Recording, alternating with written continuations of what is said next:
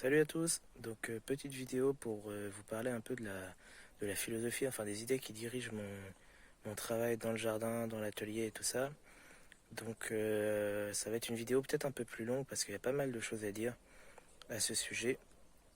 Donc moi ce qui est très important en fait dans ma façon de faire, c'est l'idée alors de trouver un équilibre entre le perfectionnisme, qui pour moi est pas forcément une qualité, c'est plutôt un défaut, et la négligence, qui pour le coup est clairement une erreur, un défaut. Donc à mon avis, il faut essayer de trouver la balance entre ces deux grandes idées, deux grands concepts-là, parce que moi j'ai souvent rencontré avec des gens proches qui sont assez perfectionnistes. C'est-à-dire qu'en gros, il n'y a rien qui passe sans que ce soit impeccable, parfait, conforme à toutes les règles, toutes les normes, voilà, tout ce qu'on peut faire de mieux en fait. D'accord. Le problème, c'est que bien souvent, les choses qu'on fait d'une manière absolument parfaite, surtout en bricolage, en jardinage, que ce soit, enfin ouais, voilà, dans le, dans les savoir-faire, en fait, très souvent, ça prend un temps fou. Donc, il faut se demander, à mon avis, comment on peut essayer de faire les choses correctement sans que ce soit trop long. Par exemple, un exemple tout con, mais j'ai refait le toit de mon cabanon dernièrement. Euh, on m'a fait la remarque que c'était pas parfait, mais en fait, l'idée de base, c'est que je pouvais passer 3 semaines ou un mois ou 2 mois sur le toit de mon cabanon. Ça aurait été absolument impeccable, avec des découpes de chevrons qui auraient été absolument parfaites, avec un placement des chevrons parfaitement régulier, avec un équilibrage enfin une superposition des tôles qui serait absolument impeccable. Mais est-ce que ça a un intérêt de passer 2 mois sur le toit d'un cabanon de jardin, du moment que ce qu'on a fait convient, est étanche, pas trop inesthétique, c'est-à-dire c'est pas trop moche ce que j'ai fait. Est-ce que, enfin à mon avis, ça n'a pas vraiment d'intérêt de passer un temps fou sur ce genre de truc. Après, il y a une satisfaction. Et je pense que les gens qui sont très perfectionnistes trouvent une satisfaction dans l'idée d'avoir fait, de s'être dépassé en fait, d'avoir fait mieux que les autres, mieux que ce qu'ils auraient fait auparavant, quelques mois auparavant, etc. Moi, je suis tout à fait d'accord avec cette idée de s'améliorer, de faire au mieux. Mais je me dis que ça prend un temps fou de cogiter, de réfléchir, de faire plusieurs plans, plusieurs essais, démonter, redémonter, etc. pour obtenir le même résultat qui, pour un toit de cabanon, est l'étanchéité, la protection des outils. Donc, je me dis, j'aurais pu aussi être totalement négligent, c'est-à-dire faire n'importe quoi, avoir des vis qui sont pas bien réparties sur les tôles, ne pas mettre de rondelles caoutchouc sous les vis, donc c'est-à-dire exposer le bac acier qui est quand même très fragile au niveau corrosion aux intempéries et tout ça, et donc avoir un toit de cabanon qui dure, allez, 2 ans, 3 ans. En fait, euh, j'aurais pu faire n'importe quoi euh, et avoir un toit qui s'envole facilement, avoir des infiltrations d'eau, avoir une prise au vent de fou, enfin, ne pas mettre de pare-vapeur, ce genre de trucs. Et en fait, on s'en fout un peu de mon toit de cabanon, clairement, mais c'est pour vous montrer un peu l'idée directrice de ma façon de travailler, c'est-à-dire essayer de trouver toujours entre ne pas être négligent et ne pas être forcément perfectionniste. En fait, moi, j'ai avant de travailler vraiment dans le jardin, enfin en fait, avant d'emménager dans cette maison, ma passion de base, c'est de fabriquer des instruments de musique.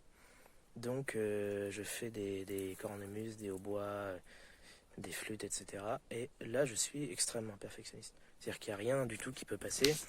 Je laisse absolument rien, que ce soit au niveau esthétique, au niveau sonore, au niveau qualité de fabrication, le polissage des bois, etc. Je laisse rien passer. Mais parce que ce sont des objets qui sont des objets d'art, qui sont de petits objets et qui ont une fonction artistique. C'est-à-dire qu'à mon avis, on ne peut pas avoir un instrument qui soit moyen, pas terrible, peut mieux faire, négligent en gros quoi. Enfin négligé plutôt. Euh, donc là j'essaie d'être plutôt perfectionniste. Je fais pas des instruments parfaits parce que ça demande beaucoup plus d'expérience. Je suis quand même assez jeune, donc j'ai pas une expérience de fou, mais j'essaie de faire le mieux possible. Donc là, pour le coup, j'essaie vraiment d'être exigeant avec moi-même. En revanche, je sais pas, vous avez le ton de la pelouse, est-ce que ça a un intérêt de faire parfaitement bien votre pelouse, est-ce que ça a un intérêt de je sais pas moi, de tailler votre haie au cordeau, en sachant que ça repousse très très vite, ce genre de truc. Donc moi, à mon avis, non. Après, je pense qu'il y a des gens qui s'éclatent vraiment à faire une pelouse à 3 mm, qui déracinent les moindres souches, machin, et qui vont aller nettoyer leur jardin comme si c'était leur cuisine. Enfin, mais c'est pas mon choix de vie en fait. Et surtout, ça prend un temps fou. Donc moi, en gros, je fais des instruments de musique, je fais du brassage, j'entretiens mon jardin, je m'occupe de ma famille, souvent je cuisine, je fais une bonne partie des tâches ménagères, etc. Et en fait, et en plus, petit détail, je travaille en fait, je suis enseignant. Donc en fait, à mon avis, on peut pas perdre du temps à s'occuper d'un truc en gros fonctionnel, du style l'étanchéité de mon cabanon pour pas que la tondeuse prenne la flotte. J'ai du mal à comprendre qu'on puisse y passer un temps fou en fait. Donc voilà, un peu pour détailler ma philosophie qui est pas de négligence et pas de perfectionnisme non plus. En tout cas, accorder le juste temps aux choses. Je connais des types qui font absolument rien du tout parce que il faut que ce soit absolument parfait quand ils font un truc. Ne serait-ce que accrocher une vis pour mettre un tableau, un cadre ou quoi, il faut que ce soit absolument parfait. Peindre un mur ou quoi, il faut qu'on ne voit aucun trait, aucune trace de pinceau, aucun moindre défaut, il faut que la teinte soit absolument uniforme, etc. En sachant que c'est un mur, par exemple, dans une cave, dans un placard, dans une cage d'escalier, enfin. Et du coup, la personne ne fait absolument rien. Enfin, les personnes, parce qu'il y en a plein qui font ça. À côté, il y en a qui font n'importe quoi. Si on était dans un ancien immeuble auparavant, où le mec, il possédait un immeuble complet, et il louait les appartements, mais il faisait absolument rien, ou n'importe comment. Les radiateurs tenaient pas, la cage d'escalier était complètement pourrie et dangereuse, l'électricité sautait tout le temps, enfin. Et là, pour le coup, c'était complètement négligent. Donc voilà pourquoi je vous dis, il faut essayer de trouver un équilibre entre les deux. Et c'est ce qui va essayer, enfin c'est ce que je vais essayer de rappeler régulièrement dans mes vidéos quand je vais vous montrer des trucs. C'est-à-dire, vous pouvez essayer de faire quelque chose qui fonctionne bien, qui soit correct esthétiquement, et qui vous prenne pas 150 ans, quoi. Donc voilà, le petit point philosophie, réflexion et peut-être un peu autocritique sur certains aspects sur mon travail.